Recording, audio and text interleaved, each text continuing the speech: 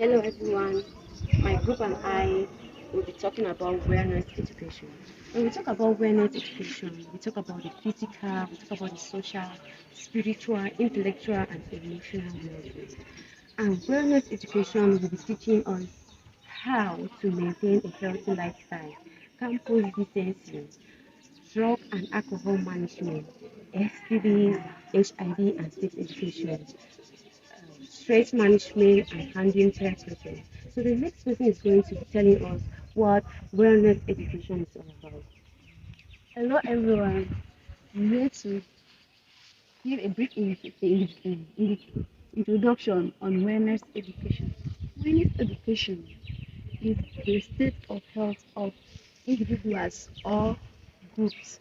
There are two focal concerns: the realization and the fullness and the potential of an individual, which include the physically, socially, economically, and others, and the fullness of one's role expectation in the family, community, and workplace, and other settings. The, the World Health Organization wellness education is also defined as a conscious of direct of self-direct and process of achieving full potentials. Wellness is much more of is much more free from illness. It is the dynamic process of change and growth. Wellness is much more of the physical, mental, spiritual exercise and and nutrition. Wellness education is the one carried out in our campus includes the physical, social, spiritual, and the physical wellness. The other speaker will be giving us the seven dimension of wellness. Hello, hello.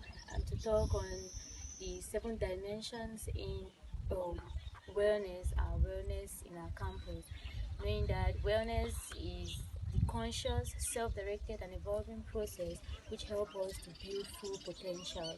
We have the seven dimensions which are practiced on our campus as the social wellness, emotional wellness, and many others. Talking of social wellness, it talks on how we relate with our society.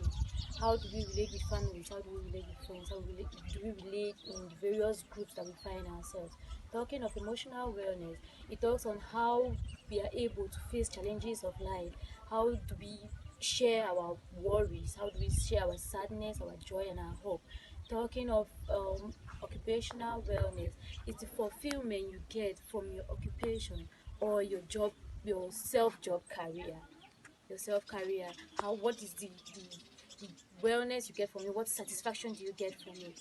Also talking of intellectual wellness, it talks on how you're able to absorb new ideas based on experience. How explicit are you outside? How do you gain new ideas and being able to practice them to make your own personal decisions?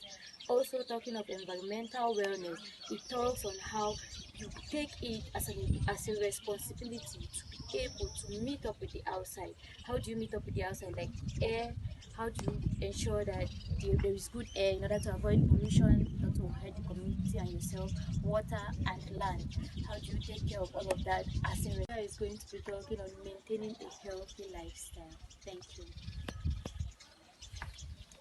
I'll be talking on maintaining a healthy lifestyle.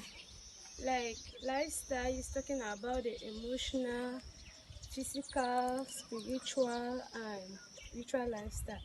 So the health educational services is trying to talk about the optimal of awareness of our lifestyle. So in maintaining the healthy way, we need to stick to healthy food, take balanced diet, visit doctor often, and also help us to quit smoking so that it cannot affect our lungs, our heart, and also other colleagues could be talking about campus. So I'm here to talk about campus decency. decency is all about dress code, hygiene, and sanitation. So the university's dress code has been established in order to teach students about hygiene and also to instill discipline, prevent distortion, and to promote decency and safety for the students in the environment. Dresses or skirts which are shorter, like which are 4 inches above the knee, will not be accepted in the school room. My friend will come. Talking on STDs, HIV, and sexual education, we come up to a conclusion that sexual education is very important in the society. That is telling people on how to prevent sexually transmitted diseases in the society. There are some sexually transmitted diseases such as HIV and AIDS, syphilis, staphylococcus, and several others. With sexual education, that is telling people, creating an awareness on how to prevent such diseases, keeps the society healthy. Sexual education is also important in the sense that it teaches people how to communicate or interact with those who have such illnesses. Like for example, there have been some contraceptives which have been put in place, such as condom, and some rules implemented by people in order to prevent such um, diseases to be transmitted from one person to another. Moreover, sexually transmitted diseases is not just all about sexually active people. Sexually transmitted diseases can also be gotten from blood transfusion or the usage of sterilized objects, and which affects the environment or the society. I'm going to talk about peer pressure. Peer pressure is the act of doing something because somebody influenced you or your friend influenced you to do it. There are several ways in which children are being influenced, and okay, talking on stress management, to begin with, there's no particular way or technique or strategy or stages in which we could manage stress. Everybody goes through stress, and everybody will have their own way of managing stress or trying to control that stress.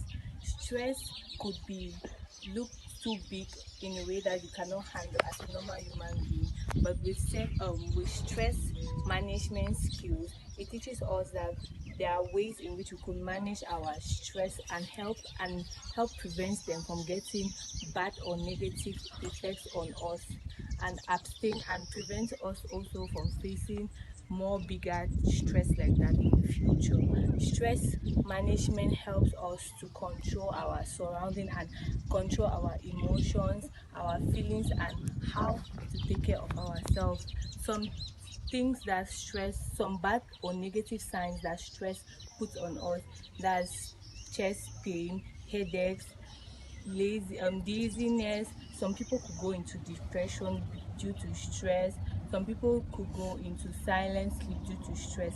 But how to manage this stress is what stress management helps us to do. How to manage stress. Always try to talk to somebody about the stress you're going through, because I believe everybody goes through stress, and maybe somebody has gone through the particular stress you're facing, maybe from your job, loss of a loved one, transferring from one place to another, loss of somebody that is dear.